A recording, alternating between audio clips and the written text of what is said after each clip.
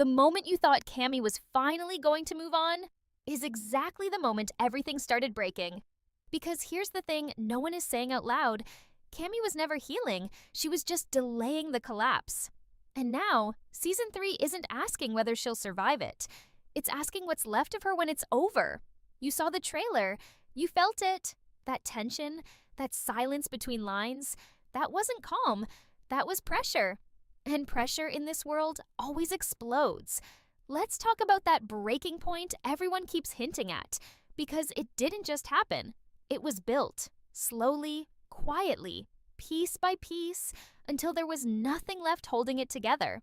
Season 2 tried to sell you something comforting, a soft landing. Tommy had a plan. The chaos settled just enough to make it feel like maybe, just maybe, things were turning around. But if you've watched anything created in this world, you already know how this works. Stability isn't real. It's just a setup. And Cammy, she was the biggest setup of all. Because while everyone else was moving forward, building, fixing, adapting, Cammy stayed exactly where everything fell apart. Same grief, same loss, same unanswered questions. And the worst part? She convinced herself that standing still was strength. But was it strength? Or was it fear? Let's go back for a second. Monty's death wasn't just emotional damage. It was structural damage. He wasn't just part of her life. He was the system that made her life make sense. The decisions, the business, the direction, all of it was tied to him in ways she didn't even realize until he was gone. So what happens when the center disappears? You don't just lose the person, you lose the version of yourself that existed around them. And that's where Cammy's real story begins. Not with grief, but with identity collapse. And instead of facing that directly, what did she do? She held on to the only thing that still felt connected to him: the company. Not because it was smart, not because it was stable, but because it was familiar. It was the last place where Monty still existed in some form. Every decision they made together, every plan they built, it was all still sitting there, frozen in time. For Cammy, protecting that company wasn't business. It was denial. It was her way of saying, if this survives, then maybe what I lost isn't completely gone.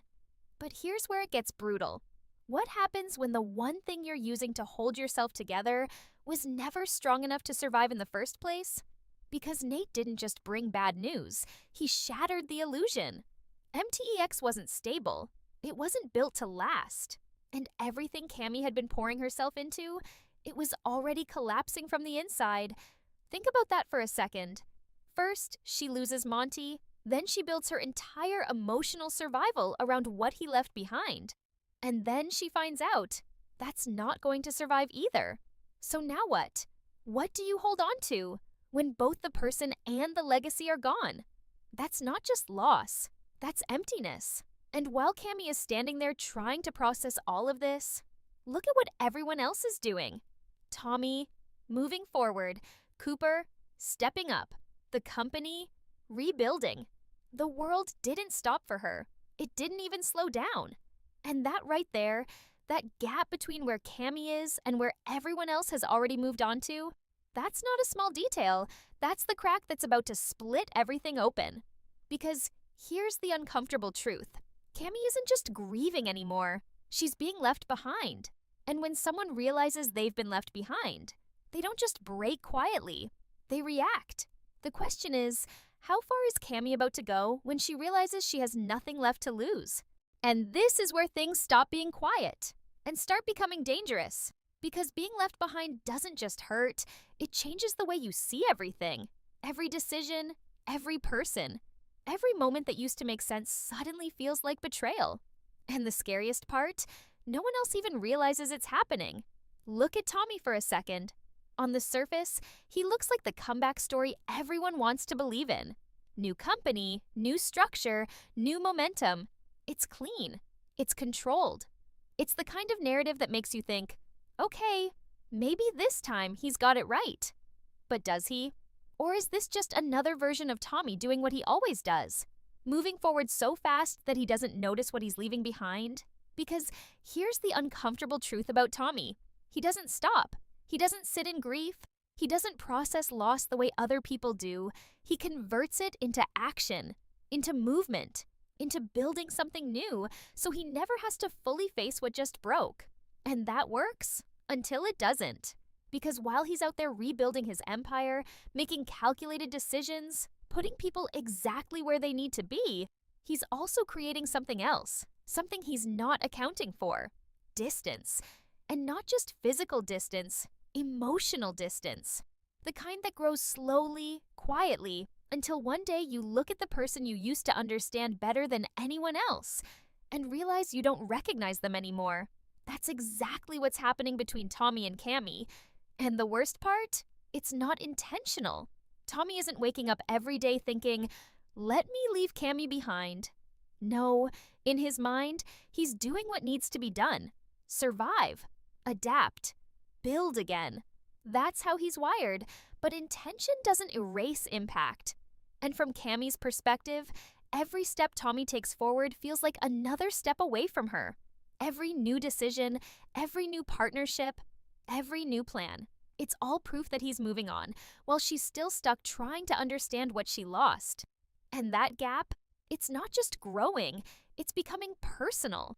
Now add the new company into this mix, because on paper, it looks solid. Almost too solid. Cooper as president. Strong, reliable, built under pressure. Nate handling the financial side, the guy who already knows where companies break because he's seen it happen.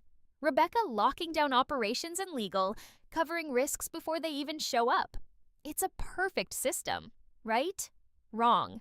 Because systems like this don't fail when things are going well. They fail when pressure hits. And pressure is coming. You've got strong personalities, different perspectives, and unspoken histories all sitting in the same room pretending everything is aligned. But loyalty and alignment are not the same thing. They never have been. Cooper leads with instinct. Nate leads with caution. Tommy leads with control. And Rebecca? She leads with precision. 4 different ways of thinking. 4 different ways of reacting when something goes wrong. So what happens when the first real crisis hits? Who do they listen to? Who takes control? And more importantly, who gets blamed? Because make no mistake, this isn't just a team. It's a pressure system waiting for the right moment to crack. And while all of this is building on the business side, something even more unpredictable is happening on the personal side. Tommy and Angela deciding to get married again.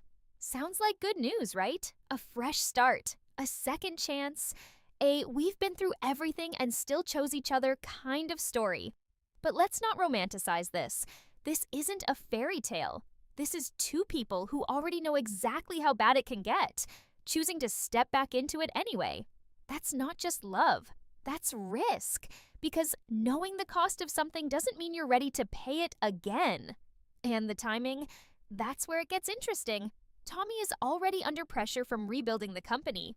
He's managing relationships that haven't fully stabilized yet. He's making decisions that could either secure everything or destroy it all over again. And now he's adding a marriage on top of that. That's not simplifying his life. That's multiplying the pressure. Because every business decision now has a personal consequence. Every late night, every risk, every move that puts the company first, it all comes back home. And Angela, she's not the type to just stand quietly in the background and accept whatever Tommy decides. She never has been. She has her own lines, her own limits, her own sense of what's right. And when those lines get crossed, she pushes back. So now ask yourself this. Tommy doesn't lose things all at once. He loses them slowly, one decision at a time. And while all of this is happening, the company, the marriage, the pressure building from every direction, there's one person watching all of it from a distance. Cammy, still processing, still holding on to something that no longer exists, still trying to find meaning in a situation that has already moved on without her. And when someone in that position finally realizes the truth, when it finally clicks that there is no going back, no fixing what's already gone, they don't just accept it, they snap. So the real question isn't whether Cammy is going to reach her breaking point. The real question is, when she does, who is she going to take down with her? And this is the part where everything that looked separate starts colliding. Because up until now, you could still pretend these were just parallel storylines. Cammy dealing with her grief, Tommy building his new empire, Cooper stepping into power, Angela rebuilding something personal, all moving in different directions, all carrying their own weight. But that illusion, it doesn't last. Because in this world, nothing stays separate for long. Everything connects. And when it does, it doesn't just overlap, it explodes. Let's start with Cooper for a second, because his situation looks stable on the surface. But underneath, it's anything but. He's stepping into a leadership role at the exact moment the stakes are higher than ever. President of a company that hasn't even been tested yet. A company built on pressure, risk, and decisions that don't come with second chances. And Cooper? He's not the polished corporate type. He's not someone who learned leadership in a boardroom. He learned it in chaos, in situations where there was no time to think, only react. And that kind of experience, it makes you strong. But it also makes you dangerous in a different way, because instinct doesn't always align with strategy. So what happens when Cooper's instincts tell him to act, but Nate's numbers tell him to wait? What happens when Rebecca sees legal risks that no one else is paying attention to, and Tommy just wants to push forward anyway? This isn't just a leadership team. This is a collision waiting to happen. And the moment that collision hits, it won't stay contained inside the company. It's going to spill into everything else. Now bring Ariana into this, because her story, it never really ended. It just went quiet. And quiet in this world is never a good sign. The situation with her attacker may look handled on the surface, the threat removed, the immediate danger gone, Cooper protected from the worst consequences. But let's be real for a second. Situations like that don't just disappear. They leave traces. They leave questions. And most importantly, they leave people. People who had reasons. People who had plans. People who don't just walk away because one part of their strategy failed. And that's the part everyone is ignoring. Someone wanted Cooper in trouble. Not randomly, not accidentally, deliberately. And when something is deliberate, it doesn't end until the goal is achieved. So now imagine this. A wedding. A moment that's supposed to be about stability, commitment, something permanent. But also, a moment where everything is exposed. Everyone is present. Emotions are high. Guards are down. That's not just a celebration. That's an opportunity. And opportunities like that, they don't go unnoticed by people who have been waiting in the background. So while Cooper is trying to build something real with Ariana, while he's stepping into leadership, taking on responsibility, trying to prove he can handle everything coming his way, there's something else building. Something patient. Something that hasn't forgotten. And when it comes back, it won't be subtle. Now shift back to Tommy and Cammy, because this is where the emotional core starts tightening into something much more dangerous. These two aren't strangers. They understand each other in ways no one else does. That's what makes this so complicated.